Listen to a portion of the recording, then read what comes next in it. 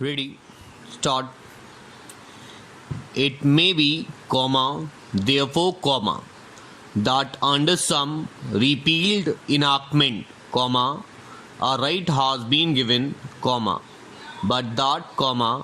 in respect of it, some investigation or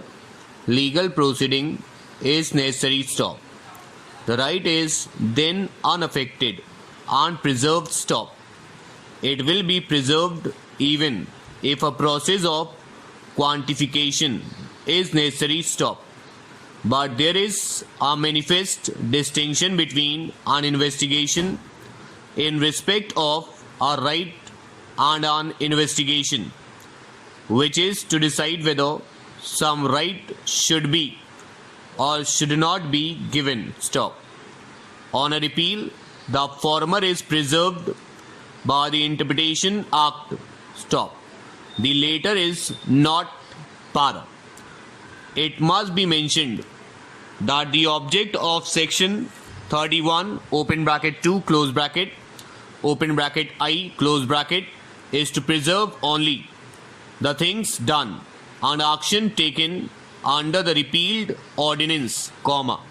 and not the rights and privileges acquired and accrued on the one side and the corresponding obligation or liability incurred on the both side, so that if no right acquired under the repealed ordinance was preserved,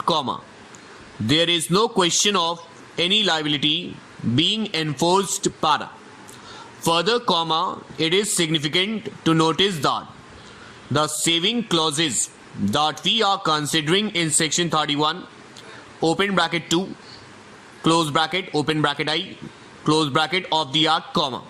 saves things done while the ordinance was in force, semicolon. It does not purport to preserve a right acquired under the repealed ordinance, stop. It is unlike the usual saving clauses which preserve unaffected by the repeal, not only things done under the repealed enactment but also the rights acquired thereunder, It is also clear that even section 6 of the General Clauses Act, the applicability of which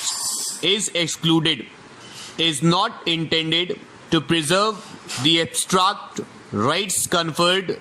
by the repealed ordinance, stop. It only applies to specific rights given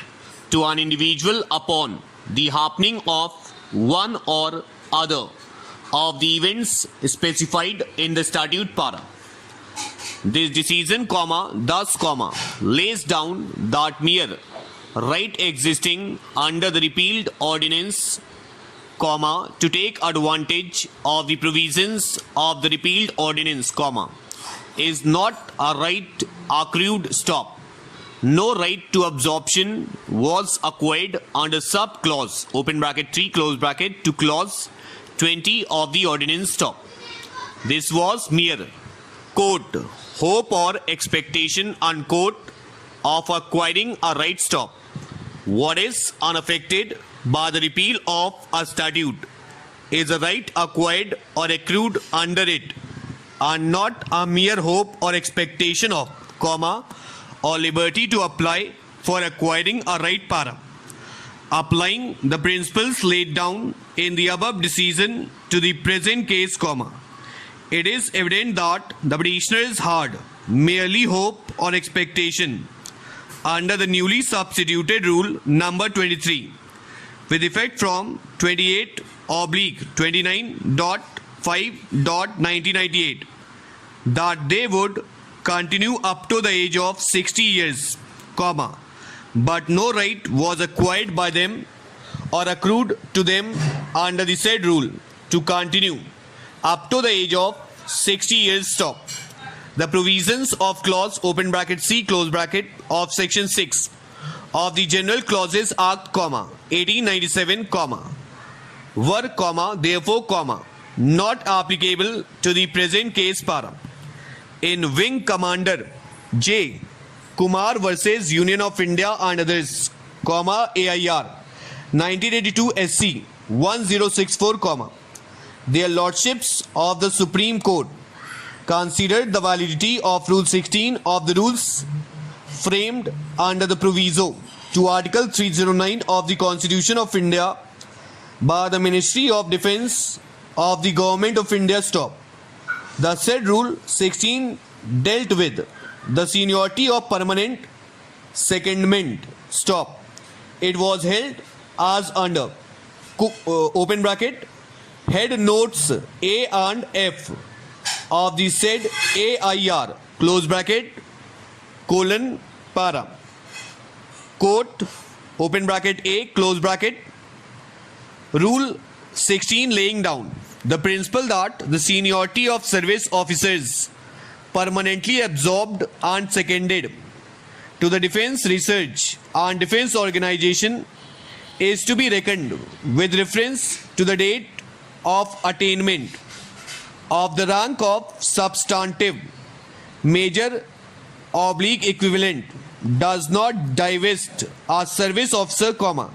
seconded in the organisation prior to coming into force of the rules, any of his vested right to seniority and promotion. He could not claim that he had acquired a vested right to have his reference in the organisation reckoned with reference to the date of his permanent secondment and to have all officers joining the organisation on subsequent dates ranked only below him, firstly because prior to commencement of the rules the policy and practice followed in the Defence Research, Development and Inspection Organisation and later in the Defence Research and Development Organisation was to fix the seniority of permanently seconded officers with reference to the date of attainment of the rank of substantive major oblique equivalent, and by framing Rule 16 the same policy and practice followed by the organisation is now statutorily recognized, secondly, it is settled law that the service conditions pertaining to seniority are liable to alteration by subsequent changes that may be introduced in the rules, and except to the extent of protecting promotions that have already been earned under the previous rules, the revised rules will operate to govern the seniority and future promotion prospects of all the persons in the concerned service. It is therefore, open to the Government of India to introduce a new principle of seniority by promulgation of the rules so as to affect rights for future promotion. It cannot be said that Rule 16 not having been specifically declared to be retrospective in operation, its provisions cannot be applied to the service officer who had been included into the Defence Research and Development Organisation cadre long prior to the promulgation of the new rules. When a statutory rule governing seniority is issued in respect of a service, the said rule would govern the personnel in the service with effect from the date of its promulgation, and in so applying effect to the rule in future, there is no element of retroactivity involved. Of course, the rules will not operate to deprive any person of promotions already earned in the past, but, for purposes of future promotions and seniority in the department,